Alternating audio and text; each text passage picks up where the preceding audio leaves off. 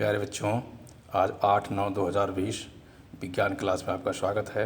पाठ हमारा है हमारे आसपास के पदार्थ। आप इस समय अपने घरों पे हैं तो आप देखेंगे कि ये आपके आसपास कौन कौन से पदार्थ हो सकते हैं।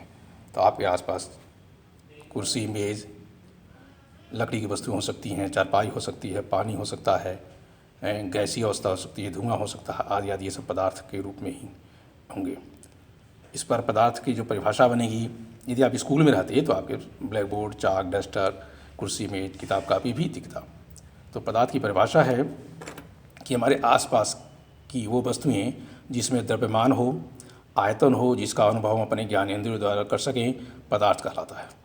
जैसे हवा, पानी, लकड़ी, कुर्सी, मेज, किताब कापी आदि। पदार्थ की भौतिक स्वरूप। पदार्थ का भौतिक स्वरूप क्या होता है? पदार्थ छोटे छोटे कणों से मिलकर बना होता है। छोटे छोटे कणों से मिलकर बना होता है, जिसे अणु या परमाणु कहते हैं। पदार्थ की अवस्थाएं। पदार्थ की 3 अवस्थाएं होती हैं: ठोस अवस्था, द्रव अवस्था और गैसीय अवस्था, एक गैस अवस्था। तो सबसे पहले ठोस अवस्था देखेंगे क्या होता है। ठोस के अणु बहुत निकट होते हैं, अर्थात बहुत सन्निकट होते हैं।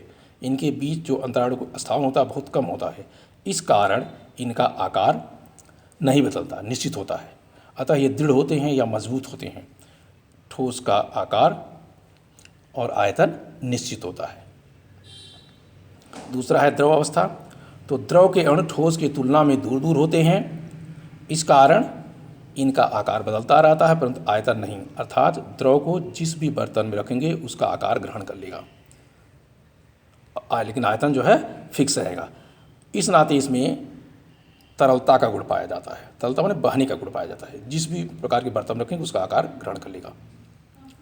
अब आता है गैसीय अवस्था या गैस अवस्था। तो गैस के अणु ठोस और द्रव के अणुओं की तुलना में काफ़ी दूर दूर होते हैं। इस कारण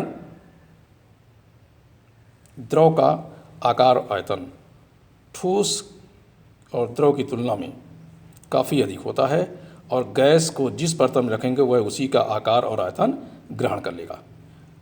गैस की संपीडिता माने कंपन करने की क्षमता ठोस और द्रव की अवस्था की तुलना में काफ़ी अधिक होती है।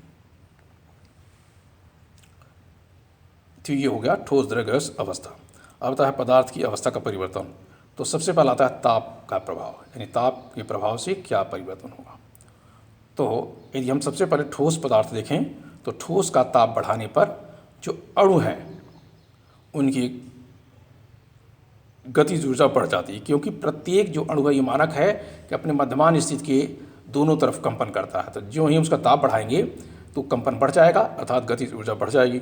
कणों के बीच जो गति बढ़ जाएगी, जिस कणों के बीच आकर्षण बल क्षीण हो जाएगा, मतलब जो जितने मजबूती से बंधे हुए हैं उनके आकर्षण बल धीरे धीरे कमजोर हो जाएंगे और वो ठोस पिघलना शुरू कर देंगे और पिघल कर द्रव अवस्था में परिवर्तित हो जाएंगे।